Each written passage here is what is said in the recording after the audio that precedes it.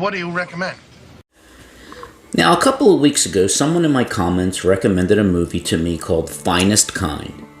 Now, I knew absolutely nothing about this film. Hell, I never even heard of it.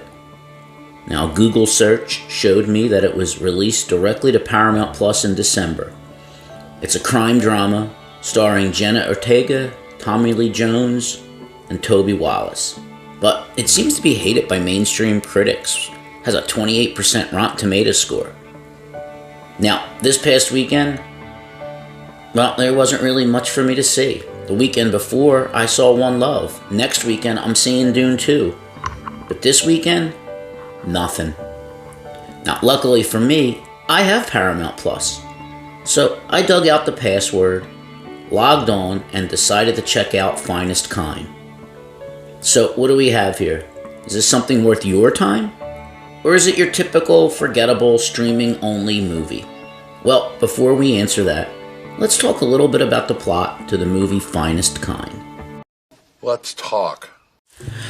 So here we find Tom. He's a struggling fisherman, and not only in the financial realm, he's grappling with an emptiness he feels in his life. Meanwhile, the scattered-brained Charlie, pressured into Boston University's law school by his father, he's not so sure his life is going the way he wants either. That's why Charlie approaches his stepbrother Tom, hoping that maybe the fisherman has room for one more crew member on his boat. He hopes that somehow the ocean will offer up more than sea creatures for his future. So, it turns out that Charlie winds up loving fishing.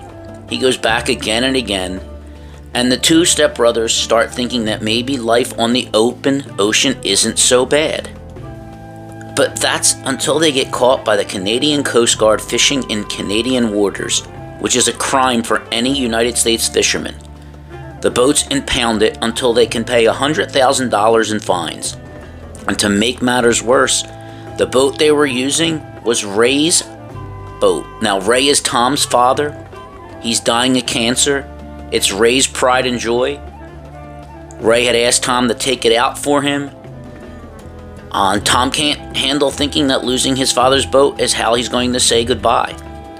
But how can the two possibly come up with $100,000 to pay to fine? Well, Charlie has an idea. He has recently met a girl named Mabel. Mabel is a known drug dealer in the area.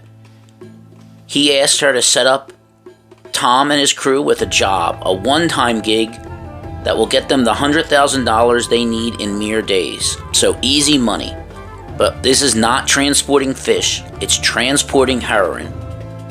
And soon the brothers find themselves caught in a life or death struggle with a criminal underworld. So, brothers Tom and Charlie are played by Ben Foster and Toby Wallace. Ray is played by Tommy Lee Jones, and Mabel is played by Jenna Ortega. So as far as the acting goes, Finestkind boosts powerful performances from leads Toby Wallace and Ben Foster, as the two make for a convincing case of the family bonds that tie together two different men looking for peace. It also boosts standout performances from Tommy Lee Jones and Jenna Ortega. Especially Ortega. She plays a tough, self-sufficient woman without losing her allure or femininity. Well, that's good casting. The movie is also very well shot with some fantastic scenes at sea.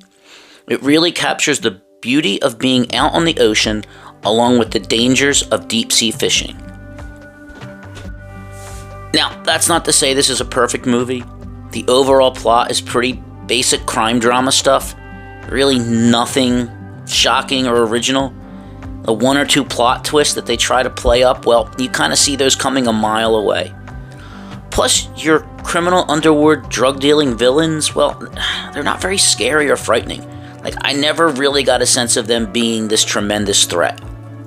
And outside of your main cast, the acting is pretty basic. None of the supporting cast really stand out, and at times it feels like they're actually holding the main cast back. But none of this takes away from the film enough to make it less than enjoyable. And that's what you have here.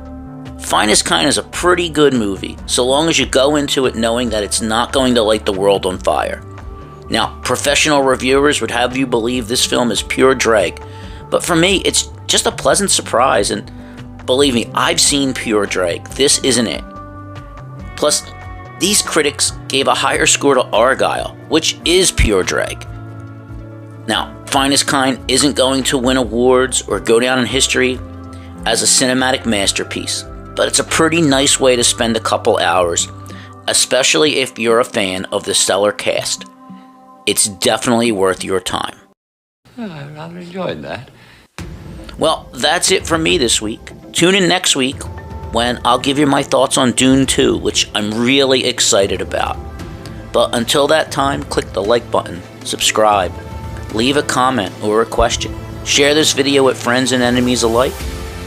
And as always, thank you for giving me your valuable time, and I'll see you next week. Take care.